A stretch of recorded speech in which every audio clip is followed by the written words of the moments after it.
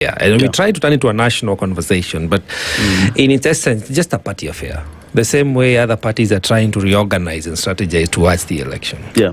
But I'm also, there is an interesting factor. We have now the populace, the people, saying Niko Kadi. Yeah. They are claiming to be part now. I mean, they are finally rising up to the occasion of knowing that in this process, if we don't engage now, we shall be shortchanged then. You know, like you're saying, you spoke about presentation and sustenance. Yeah. Presentations are coming in terms of manifestos, and party agendas and aspirants. Yeah. But sustenance is what you're grappling with now. As Kadi says, gets a point, people come up and they say, you must go. Yeah. Because you're not able to sustain the presentation that you gave us. Yeah.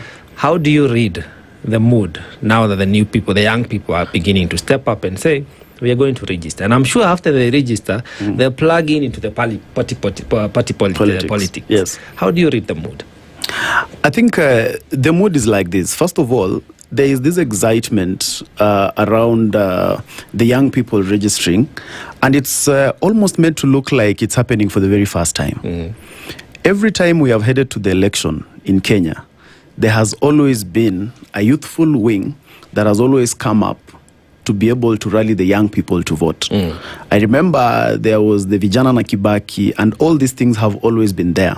So it's just always the change of name from Vijana na Kibaki to, there was something about Uhuru. Warembo na Uhuru. There was the mobilization. I remember at some point the musicians came together, they mobilized people. So these things have first of all been there, and it's very, very important that young people understand that they are not reinventing the wheel.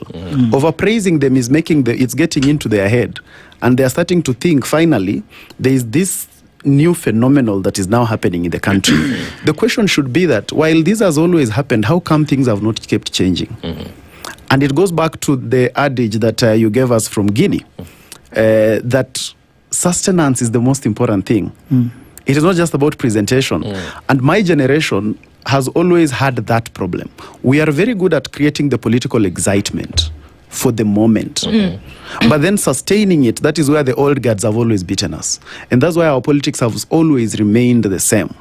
So we create a euphoric moment. There is political euphoria. But when political euphoria is not well packaged, it has never delivered political results.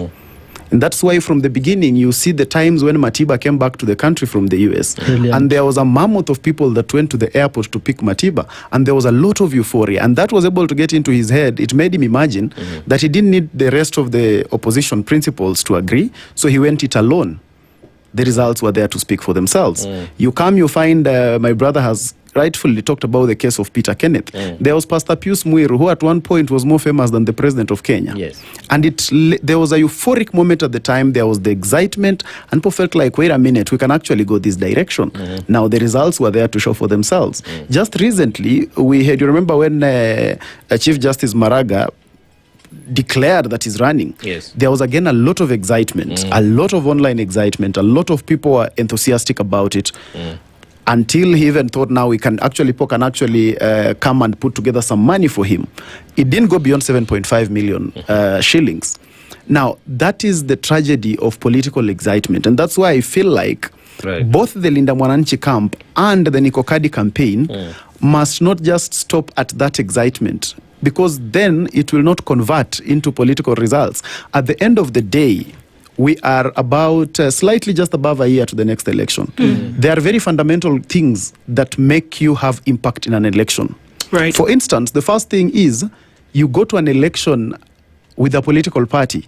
So even if you hold a parallel NDC, now that is political excitement. Because the truth is, all of us know how an NDC is called. So the truth is, it's not an NDC. But it is something that can excite your followers for the moment, because you need to sustain some political relevance. It's interesting that you say this advice, because one would argue that the circumstances